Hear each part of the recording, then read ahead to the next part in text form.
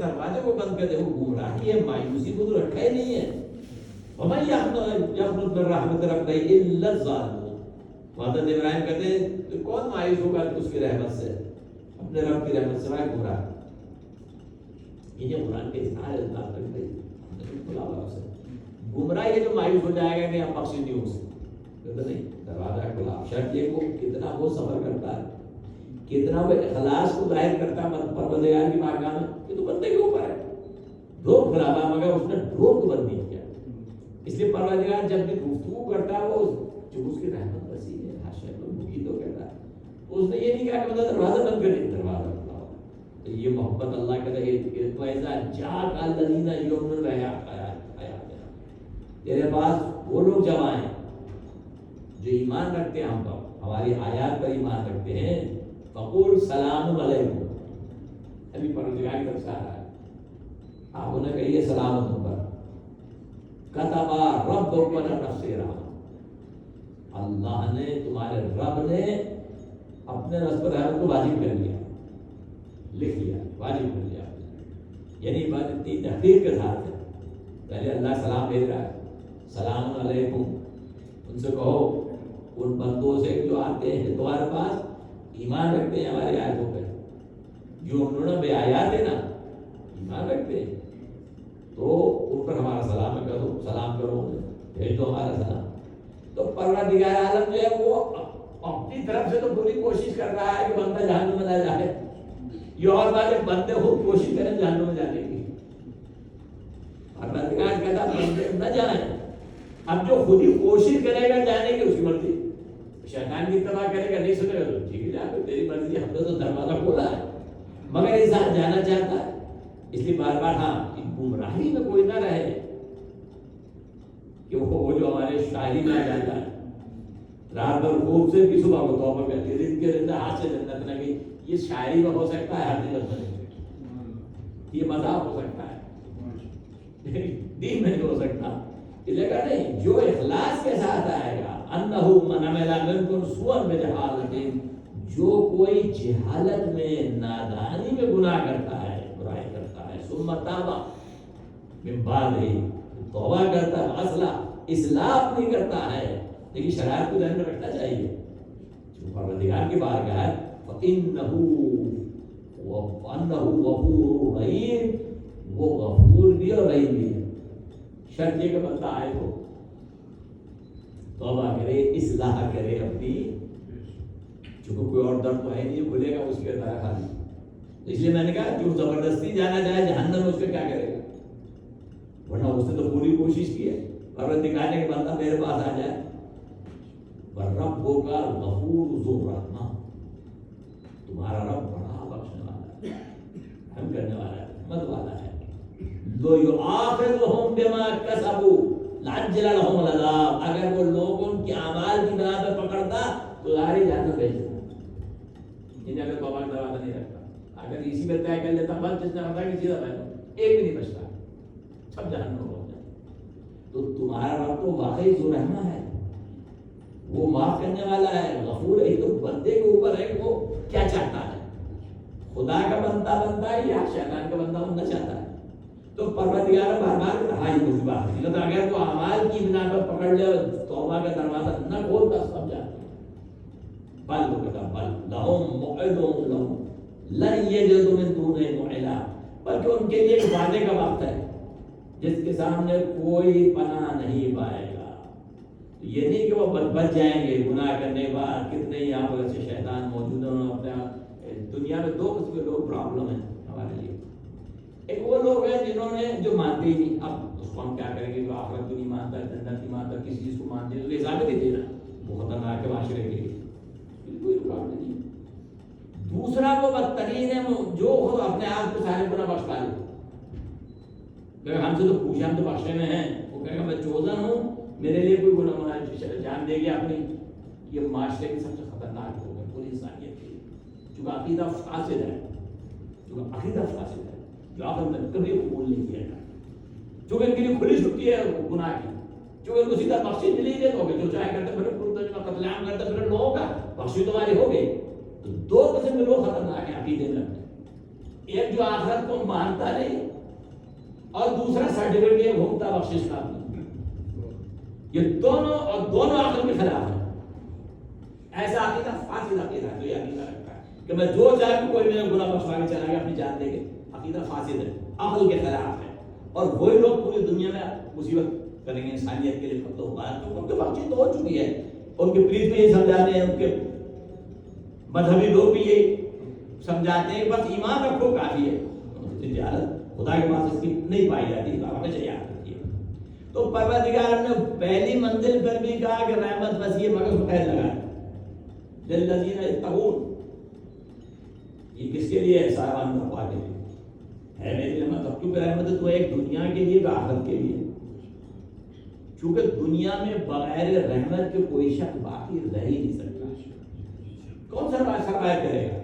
تو عام ہے، مگر رحیم خاص ایک رحمت جو صرف آخرت کے لیے، جو حق کے بندگی کو ادا کرتا ہے، وعدہ الہی کو پورا کرتا ہے، وہ ان کے لیے پروردگار۔ اس لیے وہاں بھی ایک شرط لگا دی، قید لگا دی، نہیں یہ نہیں سمجھنا کہ آپ سب داخل ہو گئے بغیر قید شرط کے نہیں ہے۔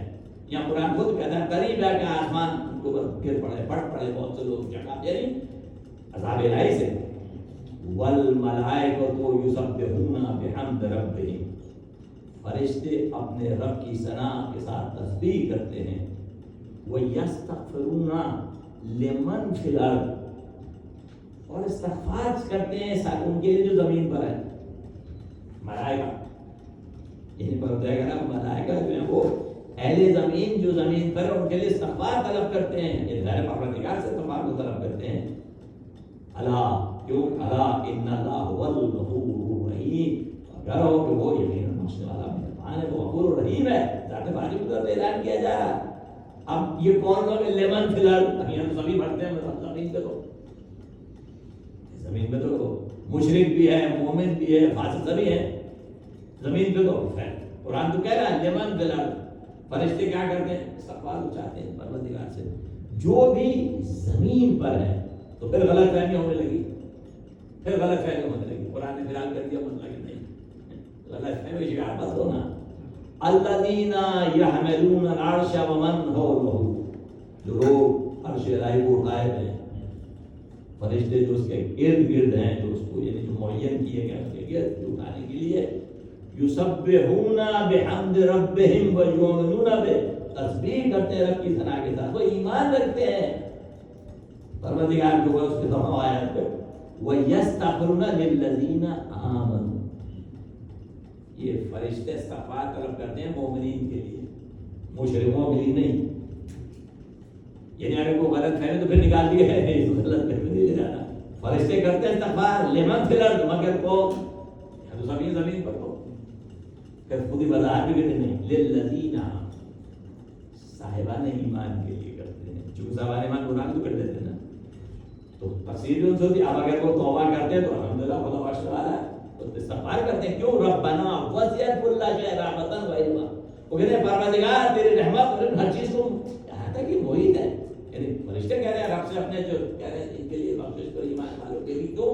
تیرا علم محیط ہے، تو علم رکھنے والا ہے، تیری رحمت بھی وسیع، تیرا علم بھی محیط ہے، یہ اللہ ہی فیصلہ کرے گا نا۔ فاغفر، فرشتے کہہ رہے ہیں فاغفر للذین تابوا، بس انہیں بخش دے جنہوں نے توبہ کی۔ یہ توبہ کا مطلب ہے کہ آدمی نے قانون تو توڑ ہی دیا نا، گناہ کر دیا، ان کو توڑ دیا، اب اس کی مرضی ہے کہ وہ اس کو قبول کرے، معاف کرے نہ کرے، اب تو ہو گئی جاری، اب اس کی مرضی ہے، گناہ تو ہو گیا۔ للذین تابوا، جو توبہ کریں، تیری طرف پلٹ کے آئے، معافی چاہیں، واتبعوا سبیلک، تیرے راستے کی پیروی کریں، یعنی خالی گھر میں بیٹھ کے استغفار کر لیا نہیں، وہ عمل سے ثابت کرتے ہیں۔ یہ لفظ زبانی نہیں ہے، خالی دل میں بیٹھ کے استغفر اللہ استغفر اللہ استغفر اللہ، باقی کچھ نہیں ہے، نہیں وہ عمل سے ثابت کریں گے کہ توبہ توبہ ہے، نہیں ہے۔ اور تیرے راستے کی پیروی کرتے ہیں، وہ لوگ اتباع کریں گے، یعنی جو احکام ہے اس پر شریعت پر عمل کریں گے۔ وقہم عذاب الجحیم، انہیں عذاب سے بچائے جانا، فرشتے کہہ رہے ہیں۔ تو پھر غفلت نکل گئی، غلط فہمی ختم ہو گئی، یعنی اس کی کیا مراد ہے کہ آدمی قرآن کی ایک آیت پڑھ کے فیصلہ نہیں کر سکتا قرآن کھلے کہتے ہیں ہے بھائی اللہ کے کرا فرشتے تو کہہ رہے ہیں سب کو زمین میں لمن پھیلا سب پہ حکم کر دے، کیونکہ باقی آیت بھی ڈھونڈ لو قرآن میں کہیں اور بھی تو کچھ لکھا ہوگا. ایک آیت پڑھ کے حکم نہیں لگایا جا سکتا جب تک پورے قرآن کا نگاہ نہ ہو. بغیر پورے قرآن کو دیکھے ہوئے کبھی حکم ایک آیت پڑھ کے نہیں ہو سکتا، چونکہ قرآن کو سارا دیکھنا پڑے گا کہ کہیں قید تو نہیں لگے گی کوئی، یہ تو عام بات تھی وہاں پہ قید بھی ہوگی، وہاں پر ہے قرآن میں. تو یہ اسی کام ہے جو پورے قرآن کو جانتا ہو، اس کو جانتا ہے کہاں پر کیا کہا گیا، یہ حقیقت ہے. تو پروردگار نے اعلان عام کیا رحمت ہر شے پر چھائی ہوئی ہے. تو رحمت خاص ان بندوں کے لیے کہ جو خود کو استحقاق کو ثابت کرتے ہیں قیامت کے لیے. عام بندہ میں نے پہلے کہا کہ یہاں دنیا میں کوئی سروائیو کرتا ہی نہیں ہے جو بغیر اس کی رحمت نہ ہوتی. کس میں جو کوئی ذاتاً تو وجود رکھتے ہی نہیں اس کے بغیر رحمت میں. اس کائنات کوئی شے باقی نہیں رہے گی اگر رحمت پروردگار نہ ہو. سب ہے ظالم بھی جابر بھی مومن بھی کبھی بھی سب اس کی رحمت کا عام ہے. یہاں سب فائدہ اٹھا رہے ہیں. کوئی ہوا کے لیے وہ غیر تو نہیں لگائی نہ ہوا بائی چانس ہے، ضرورت ہے حیات کی. بائی چانس تو نہیں آئے گی بلکہ ضرورت ہے. آپ کو ضرورت ہے اس لیے ہے کہ اس نے تم کو پتا ہے تمہارا سرارا اسی پر ہے تو تم سے پہلے خلق کر دیا. یہ تمہاری ضرورت ہے، بائی چانس نہیں ہے. تمہاری تم باقی تو باقی نہیں رہتے اگر یہ نہ ہوتا. سب فائدہ اٹھا رہے ہیں، سب پی رہے ہیں، سب کھا رہے ہیں، جتنا ہے سب رحمت اس کی. وہ فاسق کو بھی پالتا ہے، کافروں کو بھی پالتا ہے، مومن کو بھی، متقی سب کو پالتا ہے. مگر آخرت سب کے لیے نہیں ہے، اس میں شدید ہے. آج جو رحمت خاص ہے، پروردگار نے یہاں بار بار اس چیز پہ اشارہ کیا. اس بات کا کہ قرآن نے کہا بھائی آپ رحمت کو حاصل کریں. پروردگار چاہتا ہے کہ رحمت کرے مگر اس کے ساتھ کوئی بھی جگہ قرآن کہتا ہے اطیعوا اللہ و رسولہ، اطاعت اللہ رسول کی، لعلکم ترحمون، تاکہ تم پر رحم کیا جائے. یعنی اگر کوئی آدمی چاہتا ہے کہ تو پروردگار کی رحمت کو حاصل کرے، اطاعت کرے اللہ اس کے رسول کی، لعلکم ترحمون، تاکہ ترحمون، تاکہ تم پر رحم کیا جائے. ھذا کتاب انزلناہ مبارک فاتبعوہ واتقوا لعلکم ترحمون. یہ جو کتاب ہے قرآن ہے، یہ مبارک اس کو ہم نے قرآن دیا، اس کو نازل کیا، اس کی اتباع کرو، پیروی کرو تاکہ رحم کیا جائے. یعنی حصول رحم کا ذریعہ کیا ہے؟ اتباع. کتاب الہی کی اتباع، خدا کے قرآن کی آیات حکم الہی ہے. جب کہا جاتا ہے اللہ کی اطاعت اس کا قرآن ہے، چونکہ ہر آیت جو ہے وہ آپ کی طرف سے خدا ایک کمانڈ ہے. جب کہا اطیعوا الرسول، اس کا مطلب ہے جو رسول کہے. اس لیے حدیث کے باجو لیتا ہے قرآن بھی، دونوں اللہ رسول دونوں کی اطاعت ہے. قرآن پڑھا جائے تو غور سے سنو، خاموشی سنو. وَذَكُرَ الْقُرْآنَ فَاسْتَمِعُوا لَهُ وَأَنصِتُوا لَعَلَّكُمْ تُرْحَمُونَ. یعنی حصول رحمت اللہ کے رسول کے طریقے بتایا جا رہا ہے، دیکھو کیسے کیسے ملتی ہے، ذریعہ ہے اس کا. نماز پڑھو، زکات دو، اطاعت کرو تاکہ تم پر رحمت کیا جائے. یہ رحمت ہماری عام ہے. کون حاصل کر کے؟ مگر یہ لوگ حاصل کریں. اس میں قیود لگائی جا رہی بندگان خدا کے لیے. بندہ جلدی کرتا ہے عذاب میں، اللہ نہیں کرتا. قوم حضرت سوال ہے اپنے قوم سے کہ یا قوم لما تستعجلون بالسیئۃ قبل الحسنہ. بھائی رحمت سے پہلے عذاب میں کیوں جلدی کرتے ہو؟ یعنی توبہ کر کے اس رحمت میں آگے نہیں، کوئی بات نہیں، عذاب آئے گا. جب آپ توبہ نہیں کرتے تو عذاب آ جائے گا. اس میں جلدی کیوں کرتے ہو؟ بجائے جلدی کرو توبہ میں، تم جلدی کر رہو عذاب کے آنے میں. یعنی خدا تو چاہتا ہے لولا تستغفرون اللہ لعلکم ترحمون. تم لوگ اللہ سے استغفار کو شاید تم پہ رحم آ جائے. تم پہ رحم کرتے، استغفار کیوں نہیں کرتے؟ بجائے بیٹھے ہو اپنے گناہ پر. یعنی یہ کون ہے؟ اللہ کے نبی تو دروازہ کبھی رحمت کا بند نہیں کرتے. انبیاء میں ان گناہ گاروں کے لیے قوم ساری گناہ گار ہے. یعنی عذاب میں جلدی کیوں کرتے ہو؟ یعنی اگر توبہ کر لو تو خدا معاف کر سکتا ہے. یعنی انبیاء تو آئے اس لیے ہیں آپ فتنہ فساد نہ کریں، مومنین میں اصلاح کرا دیں. اللہ کہتا ہے لعلکم ترحمون، ان پر رحم کرے. ان المؤمنون اخوہ، مومن بھائی بھائی ہیں. فصلوا بین اخواکم، ان میں صلح کرا دو، لڑائی ہو رہی تو اللہ کا تقویٰ چاہتا ہے تم پر رحم کیا جائے. یعنی رحمت کے حصول کے طریقے بیان کیے جا رہے ہیں. رحمت خاص اس میں ولایت شامل ہے، وہ انبیاء کے لیے، بندگان خاص کے لیے. حضرت قرآن میں حضرت لوط علیہ السلام کا ادخلناہ فی رحمتنا، ہم نے لوط کو رحمت میں داخل کر لیا. تو انہ من الصالحین، یہ ہمارے سہولت میں تھا، یعنی ان کو ولایت عطا کی ہے، نبوت عطا کی ہے، رحمت خاص ان کو نوازا ہے ہم نے. کس کو؟ اللہ کے نبی کے لیے کہا جا رہا ہے ولایت اور نبوت حاصل ہوئی ہے، یہ رحمت خاص ہے جو پروردگار. اور یہ رحمت بے حساب کسی کو نہیں دی جاتی، مگر یعنی خاص رحمت خاص انعام کے ساتھ آتی ہے، عام سب کے لیے، فاجروں فاجروں مومن، مگر آخرت میں سب کے لیے. آپ یا بھی دعا کو میلا پڑھ رہے ہیں. یہ ائمہ نے بتایا کہ دعا کا طریقہ کیا ہے، بندہ نہیں ملتا آپ کو، یہ ظہور چاہیے کہاں ملتی. نیاز البلاغہ پڑھتے ہیں، ائمہ کے کلام پڑھتے ہیں، صحیح سجادے پڑھتے ہیں، طریقہ دعا. بندہ زبان کیسے کھولے؟ اب یہاں شروع آپ کرتے ہیں دعا اسی لیے ابھی اللہم انت اسألک برحمتک التی وسعت کل شیء. دعا کو میں یہی شروع ہوتی ہے نا، پروردگار کی مولا کائنات بتا رہے ہیں محبوب میں تجھ سے التجا کرتا ہوں رحمت کے واسطے تو ہر چیز کو گھیرے لے. وہی دعا یہی شروع ہوتی ہے نا. جو قرآن کی آیت ہے، آیت کی تشریح ہوتی ہے، یہ تفصیل ہوتی ہے دعا کے اندر. جو ایک آیت ہے وہاں اس کی تشریح تفصیل کون کرے گا؟ یہ زبان معصوم کرے گی. جو اس کے معنی کیا ہے؟ تو دعا میں آپ کے سامنے جملہ آتا ہے، وہاں حضرت سید ساجین صحیفہ سجادیے میں اپنی دعا میں چھٹی میں فرماتے ہیں وَأَنْتَ أَرْحَمُ مِنْ كُلِّ رَحِيمٍ، تو ہر رحیم سے زیادہ رحم کرنے والا ہے. چونکہ ہم ایک دوسرے کے ساتھ بھی تو کرتے ہیں نا، مگر یہ سب پڑھتا ہے اسی اصل رحمت کو جو پروردگار کی ہے. اصل رحیم تو وہ ہے. حضرت محمد اللہ مکرم شیرازی کہتے ہیں رحمت جو خداوند جو حقیقی ہے، دوسروں کی تو مجازی ہے. یعنی باقی جو کرتے ہیں مجازن کرتے ہیں، تو اس کی رحمت کے سائے جو پروردگار کی ہے اصل تو وہ ہے. رحمت اصل حقیقت میں اس کی رحمت ہے، کسی اور کی نہیں ہے. ہم جو کرتے ہیں ایک دوسرے کے ساتھ بھی ہمارا ظاہر تعلق ہوتا ہے. اس لیے اس میں آپ جاتے ہیں تو وہاں پر پھر صحیفہ میں فرماتے ہیں انت الذی وسع کل شیء رحمتا وعلما، تو جسے جو اپنے علم اور رحمت سے ہر چیز پہ چھایا ہوا ہے، علم بھی وہاں شامل ہے نا. وانت الذی عفوہ اعلی من عقابہ، تو وہ ہے جس کا عفو و درگزر کے انتقام پہ غالب ہے. یہ دعا میں حضرت فرما رہے ہیں انت الذی اتسع رحمتہ امام غضبہ، تو وہ ہے جس کی رحمت کے غضب سے آگے جاتی ہے. رحمت غضب سے آگے آگے چلتی ہے. یہ سید الساجی نے شاید فرما رہے ہیں پروردگار کی بھی کون بیان کر سکتا ہے. یہ ائمہ معصومین ہیں جو بیسیکلی معرفت کے ذریعے آپ کو خدا تک لے جاتے ہیں، بخشش کے دروازے کو کھولتے ہیں، ہم تک یہ میسج پہنچاتے ہیں.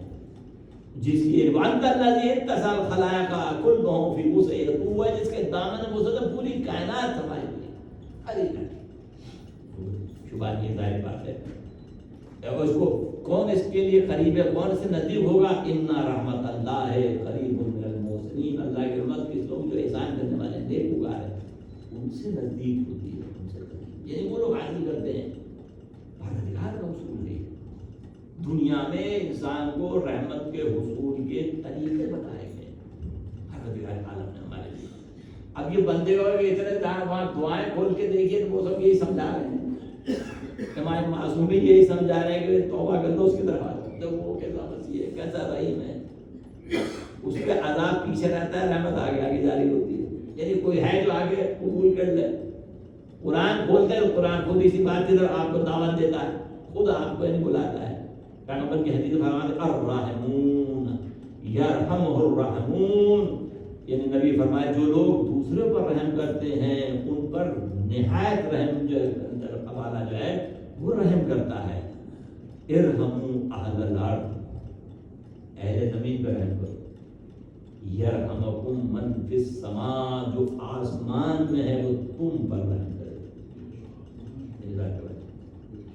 یہ جو فاسد عقیدہ ہے نا اس کی سمجھ میں یہ بات نہیں آئے گی چونکہ تو پہلے بخشا ہوا ہے. جہل یہی عقیدے کا اثر ہے. وہ کہہ رہے ہیں جو آسمان پہ تم یہاں پر رحم کرو، یہاں بچوں کو قتل کرو، عورتوں کو قتل کرو، بوڑھوں کو قتل کرو، زمین بوس کر دو، دفن کر دو، تو ہمارے گناہ بخشے ہیں. یہ باتیں پیغمبر کو ان کے لیے تو بیکار ہیں. وہ کہہ رہے ہیں اہل زمین پہ رحم کرو، رحم کرو جو زمین پہ، تاکہ وہ تم پہ رحم کرے جو خالق ہے تمہارا. تو جو پہلے سرٹیفکیٹ لیے گھوم رہے ہیں ان کو ضرورت نہیں ہے اس کی. لہذا غازہ میں لاشوں کو ڈھیر لگا دی، بچوں کو روز صبح شام قتل عام کرتے، اتنے اندھے بہرے گونگے ہیں، گھٹیا کو عقیدہ بھی فاسد ہے ان کا، جو ایسے جرائم انجام دیتے ہیں انسانیت کے خلاف، ان کی سمجھ باتیں کہاں آئیں گی؟ جن سے کہا جائے گا آپ زمین والوں کا رحم کریں، اللہ آپ ہم پہلے ہی بخشے ہوئے، ہمیں اس کی ضرورت ہی نہیں ہے۔ یہ وہ چیزیں ہیں جو اب زمین پر تو ہر شے موجود ہے، جانور بھی زمین پر ہے، انسان بھی زمین پر ہے، ہر شخص پر رحم کرو، ہر زیرو پر رحم کرو، ارحموا رحم کرو، جو بھی زمین پر ہے، جانور بھی مستحق ہے زمین پر، ان کے ساتھ بھی ظلم نہیں کر سکتے، آپ گھر میں پاؤ آپ ظلم نہیں کر سکتے کیونکہ خدا کی مخلوق ہے، آپ ذمہ دار ہیں اس کے۔ اس لیے اصول دیا جاتا ہے باب من لم لا یرحم لا یرحم، جو رحم نہیں اس پہ رحم نہیں کیا جائے۔ آخر اس لیے بعد میں آخرت کو رکھا ہی نہیں، والے چھٹی کرا لی آخرت کی اپنی، جہل کے کسی عقیدے سے آخرت تو نہیں ختم ہو جائے گی، خدا کا قانون تو نہیں بدل جائے گا، عقیدے گڑھ لے، چاہے یہ کام مسلمان کرے یا کوئی اور، یاد رکھیے میری بات، چاہے کوئی بھی یہ بات کرے، وہاں دروازہ عدالت الہی وہاں کسی کی نہیں سفارش چلتی، عدالت وہاں پہلے، اور جن کو یہ حق ہے وہ خلاف عدالت آواز بھی نہیں دیتے خالق کے سامنے۔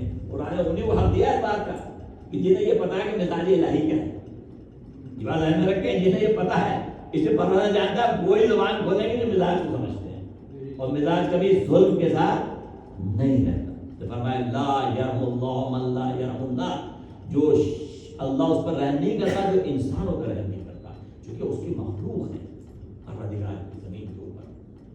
تو یہ وہ حقیقتیں ہیں، اس لیے یہ چونکہ عقیدے کی بات ہوتی ہے ہماری گفتگو جو ہماری مجلسیں ہوتی ہے اس میں ہمارا عقیدہ ہے، اس میں ہمیشہ کہتا ہوں بموں سے مار سکتے ہو، عقیدوں کو عمل سے نہیں جھٹلا سکتے کبھی، آپ دلیل سے بات کرو، عقیدہ فاسد ہے تمہارا، اور بندھنوں میں ساروں کو مار سکتے ہو، تباہ کر سکتے ہو، شہر کے پورے لاکھوں لوگوں کو ایک سیکنڈ میں تباہ برباد کر سکتے ہو، تمہارے خیال عقیدہ ثابت ہو جائے گا تمہارا؟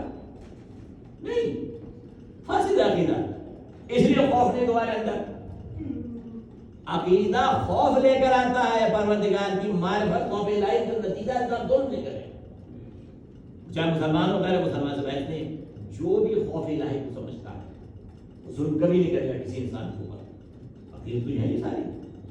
اس لیے اسلام میں کہیں جہالت کی گنجائش نہیں،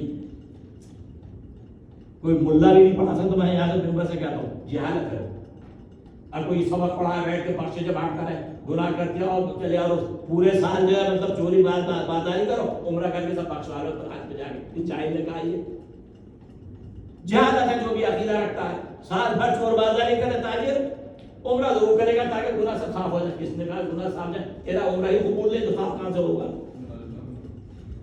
حرام مال سے عمرہ کرے گا، ظلم کر کے تاجر جو عمرہ کرے گا، یہ کس جہاد ملا نے سمجھایا یہ بات؟